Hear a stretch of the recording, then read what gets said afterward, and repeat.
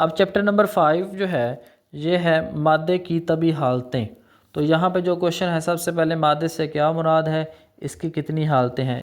उसके बाद है गैसों के दो ख़ास लिखें। नेक्स्ट है डिफ्यूज़न पर असरअंदाज होने वाले कोई से दो फैक्टर्स की वजाहत करें। डिफ्यूजन क्या है, एक मिसाल से वजाहत करें। बहुत ही अहम क्वेश्चन। नेक्स्ट है एफ्यूजन। एफ्यूजन की तारीफ़, साथ में एक मिसाल। डिफ्यूजन और एफ्यूजन में फ़र्क, बहुत ही अहम क्वेश्चंस बच्चों। उसके बाद स्टैंडर्ड एटमॉस्फेरिक प्रेशर की तारीफ़ करनी है और साथ में इसके यूनिट्स लिखने हैं। प्रेशर की तारीफ़ और इसका यूनिट, बहुत ही अहम क्वेश्चन। प्रेशर बढ़ने से गैस का वॉल्यूम क्यों कम हो जाता है। पास्कल की तारीफ़ बताएं, ये किसकी इकाई है। उसके बाद कंप्रेसिबिलिटी से क्या मुराद है, शॉर्ट के लिहाज से बहुत ही अहम क्वेश्चन।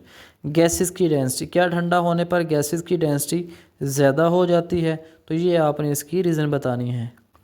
उसके बाद है माया की निस्बत गैसेस की डेंसिटी कम क्यों होती है। नेक्स्ट है बॉयल्स के कानून की तारीफ़। एब्सोल्यूट टेम्परेचर स्केल क्या है, एब्सोल्यूट टेम्परेचर क्या है, इसकी मिसाल, इसकी वैल्यू लिखनी है। उसके बाद यहाँ से जो लॉन्ग क्वेश्चन बन सकता है वो है बच्चों बॉयल के कानून की तारीफ़ और साथ में इसकी एक मिसाल देकर वजाहत करनी है। चार्ल्स लॉ के तो कानून की तारीफ़।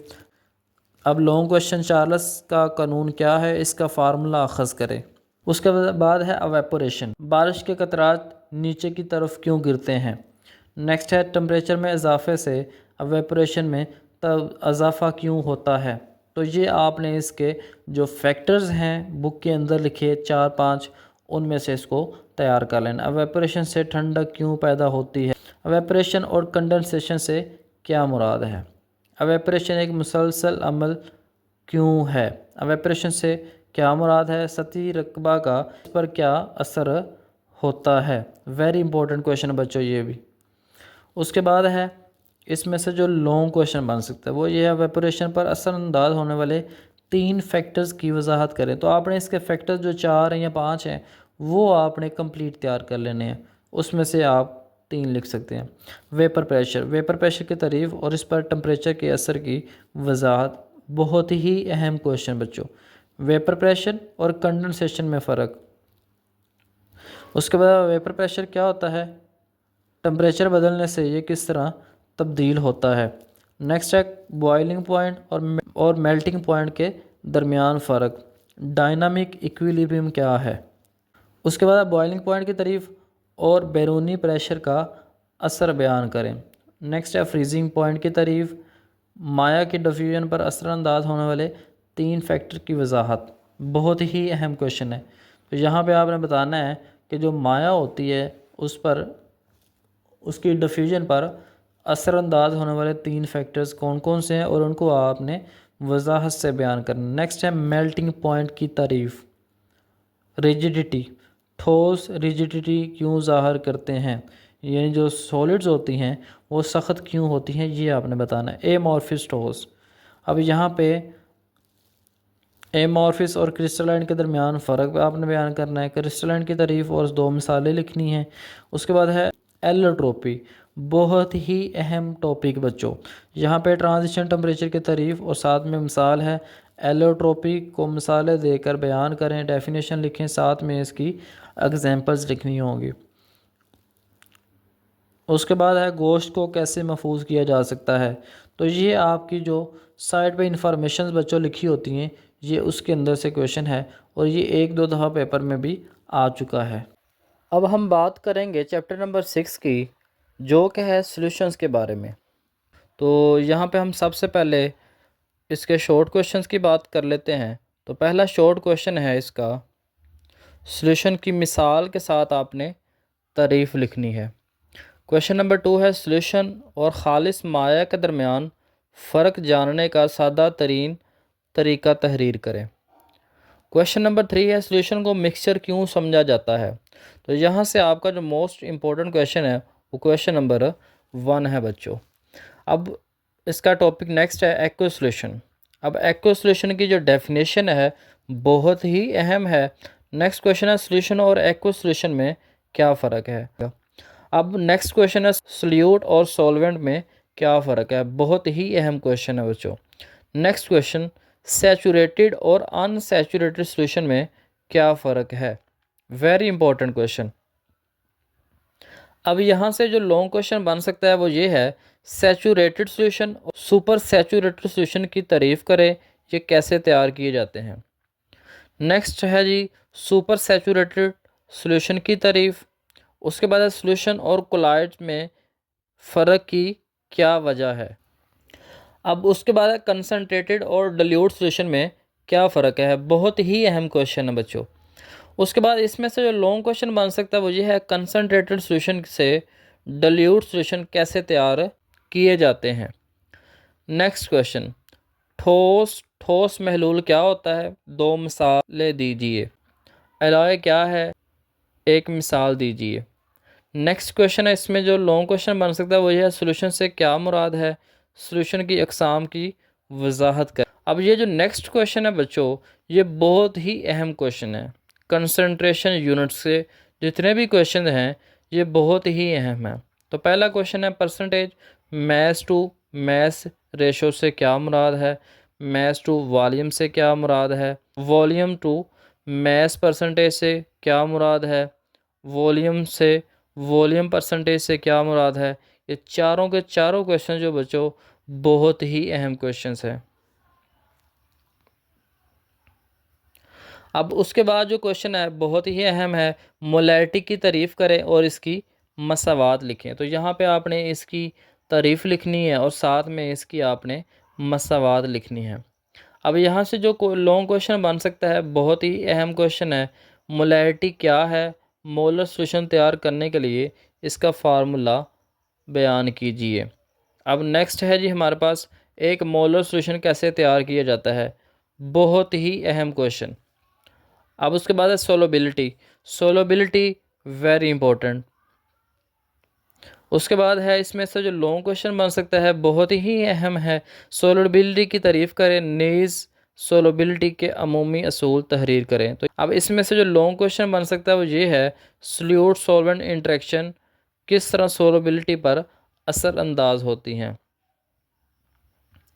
अब उसके बाद बच्चों क्वेश्चन है, जब KNO3 को पानी में हल किया जाता है तो टेस्ट ट्यूब ठंडी क्यों हो जाती है। अब इसमें से जो लॉन्ग क्वेश्चन बच्चों आ सकता है वो ये है, टेम्परेचर का सोलोबिलिटी पर क्या असर होता है, वजाहत करें। बहुत ही अहम क्वेश्चन है बच्चों लॉन्ग के लिहाज से। अब उसके बाद है, हकीकी महलूल से क्या मुराद है।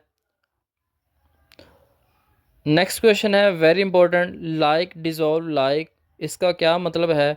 मिसालों से आपने वजाहत करनी है। नेक्स्ट 3 क्वेश्चंस बच्चों बहुत ही अहम क्वेश्चन है शॉर्ट के लिहाज से। कोलाइड और सस्पेंशन में क्या फ़र्क है? ट्रू सॉल्यूशन और कोलाइड में क्या फ़र्क है? टिंडल इफ़ेक्ट क्या है? इसका इन्हसार किन फैक्टर्स पर होता है? बहुत ही अहम क्वेश्चन। अब उसके बाद है इसमें से जो लॉन्ग क्वेश्चन है, कोलाइड पर नोट लिखें। तो ये भी क्वेश्चन अहम ही है। नेक्स्ट क्वेश्चन है, सस्पेंशन होमोजीनियस मिक्सचर क्यों नहीं बनाते? तो आपने यहाँ पे बताना है कि जो सस्पेंशंस होते हैं वो होमोजीनियस मिक्सचर क्यों नहीं बनाते। नेक्स्ट क्वेश्चन, हम इस्तेमाल से पहले पेंट्स को अच्छी तरह से क्यों हिलाते हैं। अब इसमें से जो लॉन्ग क्वेश्चन बन सकता है बच्चों वो है, कोलाइड और सस्पेंशन की खुसूसियात का मुआजना करें। बहुत ही अहम क्वेश्चन है बच्चों, बुक के अंदर टेबल बना हुआ है, वहाँ से आप इन दोनों का मुआजना यानी इनके कंपैरिजन को अच्छी तरह से तैयार कर सकते हैं। अब हम बात करेंगे चैप्टर नंबर 7 की। तो चैप्टर नंबर 7 और चैप्टर नंबर 8 ये बच्चों आपने शॉर्ट क्वेश्चंस के लिए तैयार करना है। अब यहाँ से आपको दोनों चैप्टर में से 8 शॉर्ट क्वेश्चंस आएंगे, यानी 4 शॉर्ट क्वेश्चन आपको चैप्टर नंबर 7 में से आएंगे और 4 शॉर्ट क्वेश्चन आपको चैप्टर नंबर 8 में से आएंगे। तो इन चैप्टर्स को आपने अच्छी तरह से तैयार कर लेना है। अब इसका क्वेश्चन नंबर 1 है, इलेक्ट्रोकेमिस्ट्री की तारीफ़ करें। नेक्स्ट क्वेश्चन है, स्पॉन्टेनियस और नॉन स्पॉन्टेनियस रिएक्शंस क्या होते हैं, फ़र्क तहरीर करें। दोनों की आपने डेफिनेशंस लिखनी है और आपने इनकी एक एक मिसाल लिखनी है। उसके बाद है वेरी इंपॉर्टेंट क्वेश्चन ऑक्सीडेशन और रिडक्शन रिएक्शन की तारीफ। अब इसमें से जो लॉन्ग क्वेश्चन बन सकता है वो ये है, इलेक्ट्रॉन के अखराज और हसूल के हवाले से ऑक्सीडेशन और रिडक्शन की वजाहत करें। अब नेक्स्ट शॉर्ट क्वेश्चन है, आप मिसाल के साथ कैसे साबित कर सकते हैं कि एटम की आयन में तब्दीली रिडक्शन रिएक्शन है। तो ये आपने बताना है कि अगर एटम जो है वो आयन में तब्दील होता है तो ये कैसे रिडक्शन रिएक्शन है, इसको आपने साबित करना है। उसके बाद इलेक्ट्रॉन के हसूल के हवाले से रिडक्शन रिएक्शन की तारीफ़ और मिसाल, बहुत ही अहम क्वेश्चन है बच्चों, इसको भी आपने अच्छी तरह से तैयार करना है। Next question very important, electron के हवाले से ऑक्सीडेशन की तारीफ़ करें और साथ में एक आपने मिसाल लिखनी है। अब उसके बाद है यहाँ पे आपके छोटे छोटे कुछ न्यूमेरिकल्स हैं एग्जांपल्स के अंदर, इनको आपने अच्छी तरह से तैयार करना है। KClO3 में क्लोरीन का ऑक्सीडेशन नंबर निकालिए, HNO3 में नाइट्रोजन का ऑक्सीडेशन नंबर मालूम करें, ऑक्सीडेशन नंबर क्या है एक मिसाल दीजिए। नेक्स्ट है वैलेंसी और ऑक्सीडेशन स्टेट में क्या फ़र्क है, बहुत ही अहम क्वेश्चन। अब इसमें से जो लॉन्ग क्वेश्चन बन सकता है वो ये है, ऑक्सीडेशन नंबर तफवीज़ करने के कवानीन लिखें, बहुत ही अहम क्वेश्चन है बच्चों। उसके बाद है ऑक्सीडाइजिंग और रिड्यूसिंग एजेंट्स के दरमियान फ़र्क, वेरी इंपॉर्टेंट। नेक्स्ट है रिडॉक्स रिएक्शन की तारीफ मिसाल के साथ, वेरी इंपॉर्टेंट। नेक्स्ट है इलेक्ट्रोकेमिकल सेल की तारीफ और इसकी एग्ज़ाम लिखें, वेरी इंपॉर्टेंट। नेक्स्ट है इलेक्ट्रोलाइट्स की तारीफ और एक मिसाल, वेरी इंपॉर्टेंट। कमज़ोर इलेक्ट्रोलाइट क्या होते हैं, दो मिसालें लिखें, वेरी इंपॉर्टेंट। इलेक्ट्रोलाइट्स और नॉन इलेक्ट्रोलाइट्स क्या होते हैं, वेरी इंपॉर्टेंट। अब इसमें से जो लॉन्ग क्वेश्चन बन सकता है वो ये है, इलेक्ट्रोलिटिक और गैल्वेनिक सेल का मुआवजा करें, वेरी इंपॉर्टेंट। इसके लिए आपको बुक के अंदर से छोटा सा टेबल मिल जाएगा, वहाँ से आपने इस लॉन्ग क्वेश्चन को तैयार कर लेना है। अब उसके बाद इलेक्ट्रोलिटिक सेल्स क्या होते हैं, एनोड और कैथोड किसे कहते हैं, इलेक्ट्रोलाइसिस क्या है और एक मिसाल देनी है आपने। अब इसमें से जो लॉन्ग क्वेश्चन है वो ये है, इलेक्ट्रोलिटिक सेल के काम करने का तरीका तहरीर करें। नेक्स्ट है गैल्वेनिक सेल क्या है, इसकी मिसाल देनी है। इलेक्ट्रोलिटिक और गैल्वेनिक सेल में फ़र्क, वेरी इंपॉर्टेंट। कोरेजन से क्या मुराद है, लोहे को जंग लगने से क्या मुराद है, इसकी अहम शर्त क्या है, वेरी इंपॉर्टेंट क्वेश्चन। क्रोजन और जंग में क्या फ़र्क है, वेरी इंपॉर्टेंट। आयरन की जाली को अक्सर रंग क्यों किया जाता है। नेक्स्ट है अलॉय की तारीफ, मिसाल भी आपने देनी है, वेरी इंपॉर्टेंट है question. Electroplating, very important question short में। जिंक की इलेक्ट्रोप्लेटिंग कैसे की जाती है। स्टील पर टिन की इलेक्ट्रोप्लेटिंग कैसे की जाती है, वेरी इंपॉर्टेंट क्वेश्चन है बच्चों। उसके बाद है गैल्वेनाइजिंग क्यों की जाती है, आपके एक्सरसाइज में से क्वेश्चन है, वेरी इंपॉर्टेंट। स्टील पर क्रोमियम की इलेक्ट्रोप्लेटिंग से पहले निकल की इलेक्ट्रोप्लेटिंग क्यों की जाती है। उसके बाद इसमें से लॉन्ग क्वेश्चन बन सकते हैं वो जो है, क्रोमियम की इलेक्ट्रोप्लेटिंग कैसे की जाती है, इलेक्ट्रोप्लेटिंग क्या है, इलेक्ट्रोप्लेटिंग का तरीका बयान करें, वेरी इंपॉर्टेंट है जी। कोरिजन से क्या मुराद है, कोरिजन क्या है, कोरिजन से बचाव के चार तरीके बयान करें। इसको आपने अच्छी तरह से तैयार कर लेना है, शॉर्ट क्वेश्चन में भी ये तरीके पूछे जा सकते हैं। आप लोहे को जंग लगने के बारे में क्या जानते हैं, वेरी इंपॉर्टेंट क्वेश्चन है बच्चों। अब हम बात करेंगे चैप्टर नंबर 8 की, लास्ट चैप्टर। इसमें से बच्चों आपने सिर्फ शॉर्ट क्वेश्चंस और साथ में MCQs तैयार करने हैं, बहुत ही आसान चैप्टर है, छोटे छोटे इनके क्वेश्चन हैं बच्चों, आपने ये अच्छी तरह से तैयार कर लेने हैं। अब इसका पहला क्वेश्चन है, मेटल के कोई से दो या चार अहम खसूसियात लिखें, बहुत ही अहम क्वेश्चन है। सोडियम के दो इस्तेमालात, वेरी इंपॉर्टेंट। मेलिबल और डक्टाइल मेटल से क्या मुराद है, ये चैप्टर नंबर 4 के अंदर भी था। मैग्नीशियम के इस्तेमालात, वेरी इंपॉर्टेंट। रिएक्टिव मेटल्स के चार नाम, वेरी इंपॉर्टेंट। मेटल की तभी खसूसियात, बहुत ही अहम क्वेश्चन। नेक्स्ट है कैल्शियम के दो इस्तेमालात, वेरी इंपॉर्टेंट। मेटेलिक करैक्टर की तारीफ। उसके बाद है इलेक्ट्रोपॉजिटिविटी क्या है, एक मिसाल से वजाहत कीजिए, वेरी इंपॉर्टेंट। ग्रुप में नीचे की तरफ मेटल की रिएक्टिविटी बढ़ती क्यों है, वेरी इंपॉर्टेंट। इलेक्ट्रोपॉजिटिविटी और आयोनाइजेशन एनर्जी में क्या ताल्लुक है। पीरियड में बाएं से दाएं जानब क्यों इलेक्ट्रोपॉजिटिविटी कम होती है। अल्कली और अल्कलाइन अर्थ मेटल्स का मुआजना करें। सिल्वर और गोल्ड नहायत कम रिएक्टिव क्यों हैं। बिजली की तारें बनाने के लिए कॉपर क्यों इस्तेमाल किया जाता है। 24 कैरेट सोने का क्या मतलब है। नेक्स्ट है अल्कली मेटल्स बहुत ज़्यादा रिएक्टिव क्यों होती हैं, वेरी इंपॉर्टेंट। ट्रांजिशन मेटल से क्या मुराद है, एक मिसाल दीजिए, बहुत ही अहम क्वेश्चन है। Alkali metals alkaline earth metal से ज़्यादा रिएक्टिव क्यों हैं।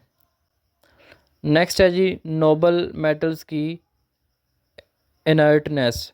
अब इसमें से जो क्वेश्चन है वेरी इंपॉर्टेंट है जी, स्टील और स्टेनलेस स्टील में फ़र्क वाजे करें।